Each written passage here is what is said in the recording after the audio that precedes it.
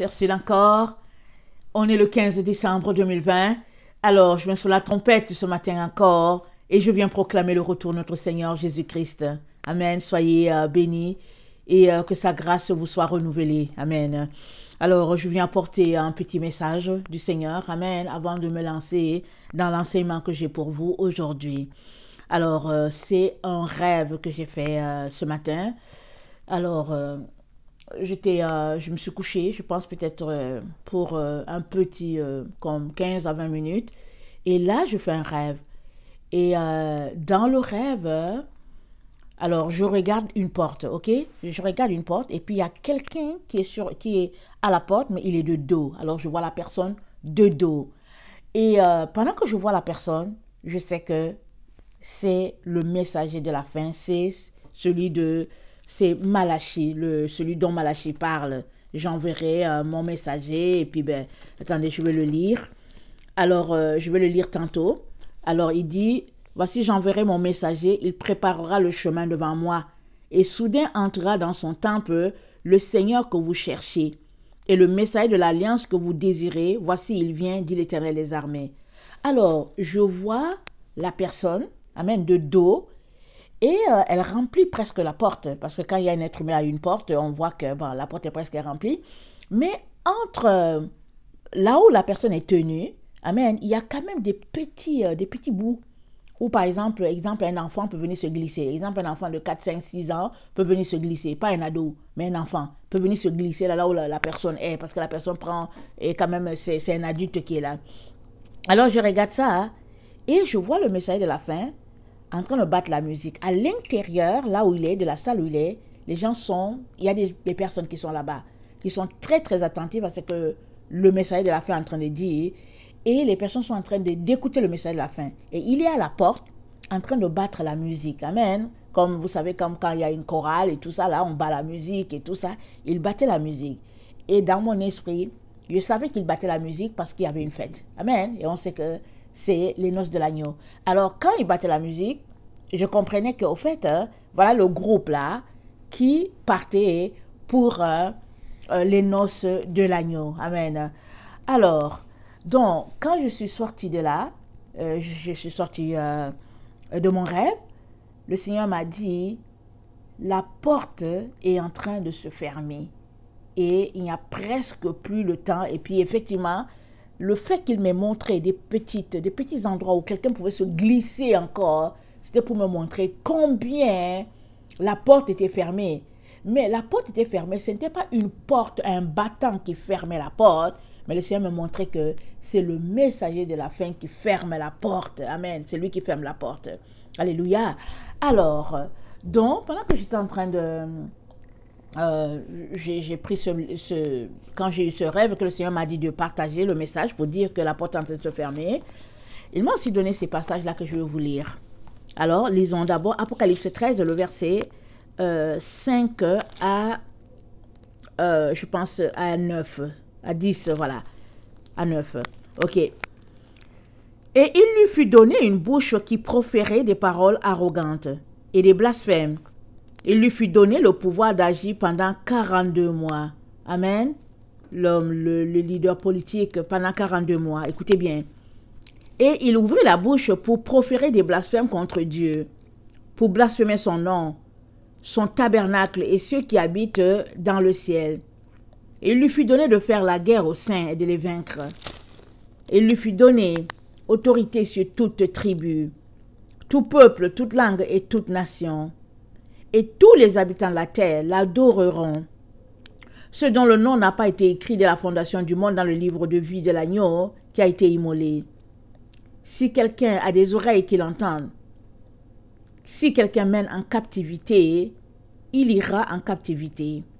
Si quelqu'un tue par l'épée, il faut qu'il soit tué par l'épée. C'est ici la persévérance et la foi des saints. Allons-y lire Apocalypse 12, le verset 14. On va commencer au verset 13.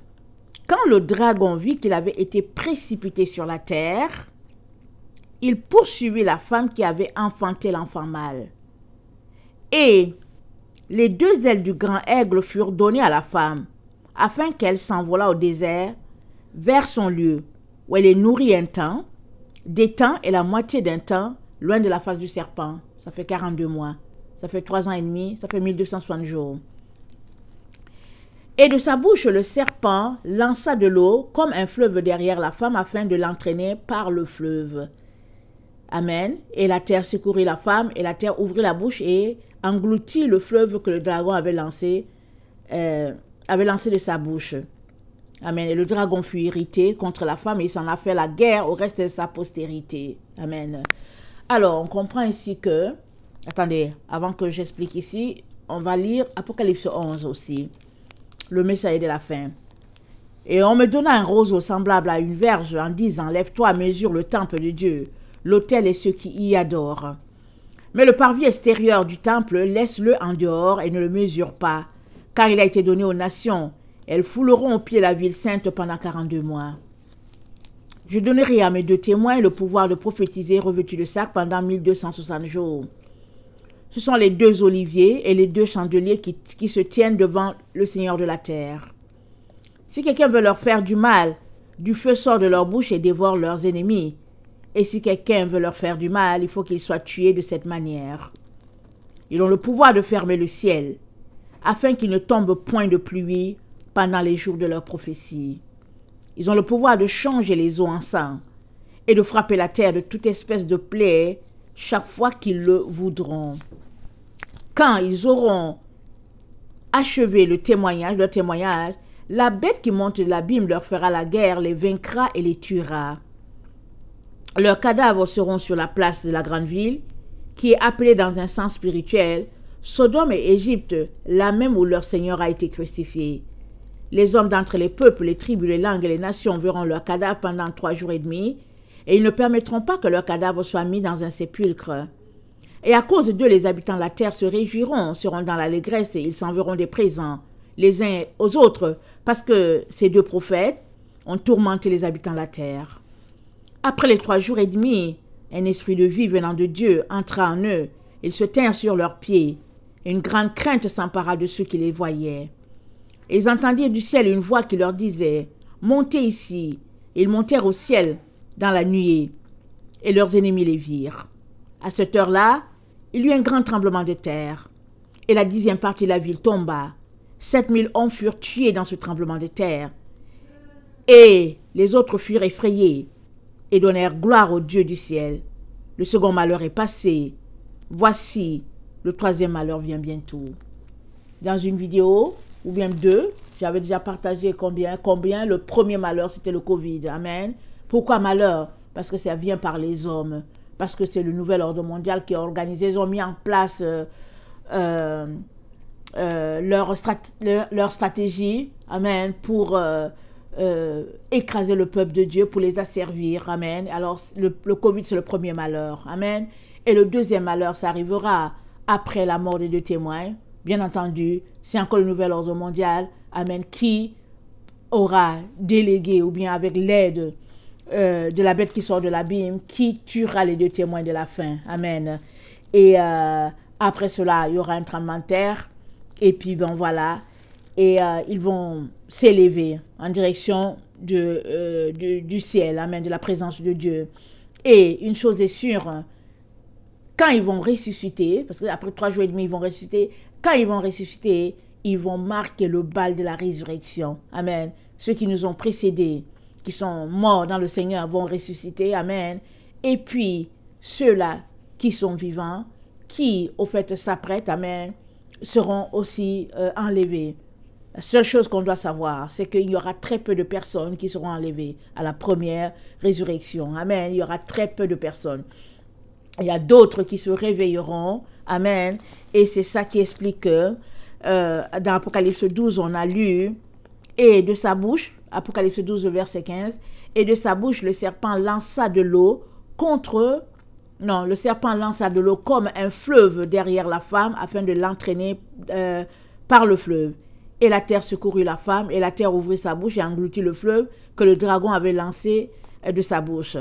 Or, déjà au verset 14, de verset 13 et 14 d'Apocalypse 12, on a vu que la femme, elle est au désert, amen, Et j'avais déjà donné l'explication que la femme, c'est l'Israël spirituel. Tous ceux-là qui marchent selon le Seigneur, qui ont la crainte de Dieu, dans les temps où nous sommes, en tout cas, ils sortent du système. Tel que c'est dit dans Apocalypse 18, on va le lire.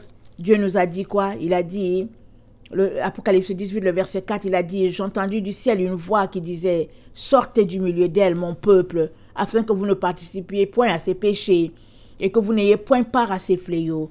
Car ses péchés se sont accumulés jusqu'au ciel et Dieu s'est souvenu de ses iniquités. Payez-la comme elle a payé et rendez-lui au double de selon ses œuvres dans la coupe où elle a versé. Versez-lui au double. Autant elle s'est glorifiée et plongée dans le luxe, autant donnez-lui de tourments et de deuil, parce qu'elle dit en son cœur, je suis assise en reine, et je ne suis point veuve, et je ne verrai point le deuil. À cause de cela, en un même jour, ces fléaux arriveront, la mort, le deuil, la famine, elle sera consumée par le feu, car il est puissant le Seigneur Dieu qui l'a jugé. Alors lisons aussi Jérémie 51. Jérémie 51. Alors ça dit ceci, Jérémie 51. Attendez, je suis où là?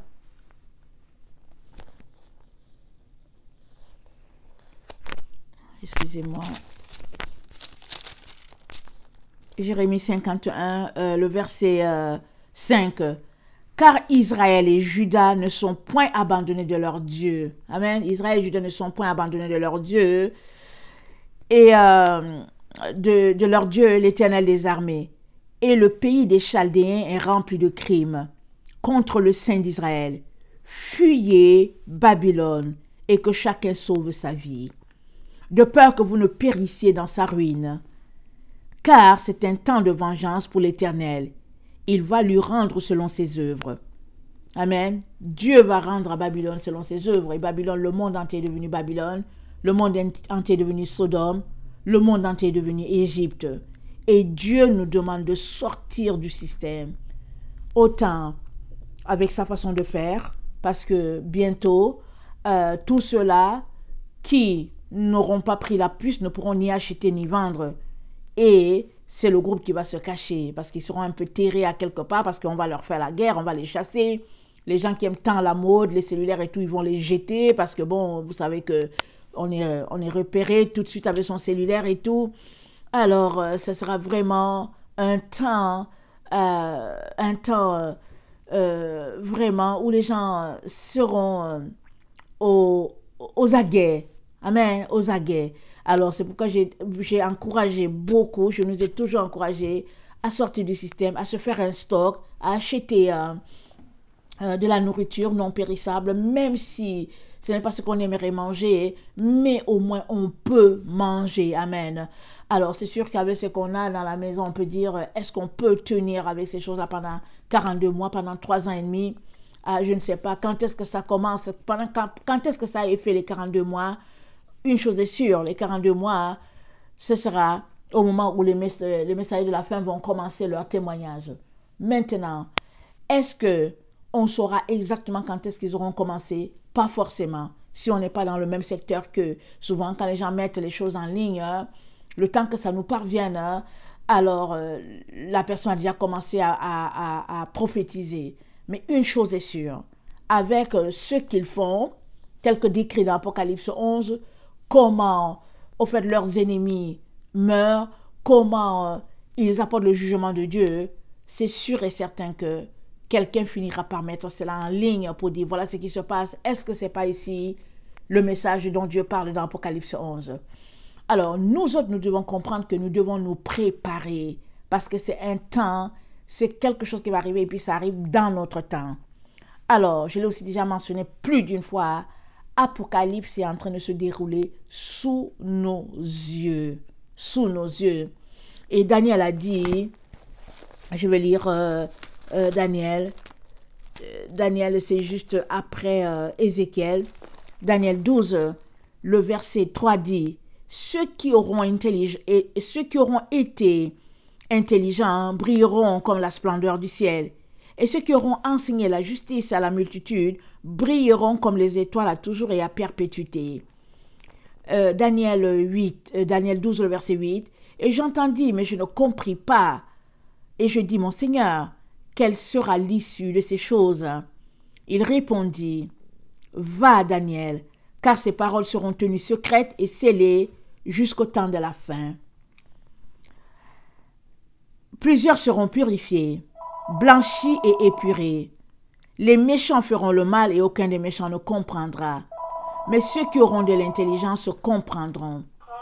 Depuis le temps où cessera le sacrifice perpétuel et où sera dressée l'abomination du dévastateur, il y aura 1290 jours, c'est-à-dire 42 mois à peu près, c'est-à-dire 3 ans et demi à peu près. Amen.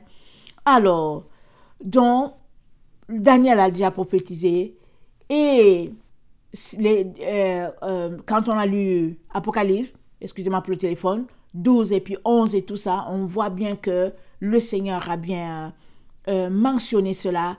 Il est donc très très important qu'on puisse se préparer, qu'on ne puisse pas négliger le message de ce matin. Amen. On doit se préparer.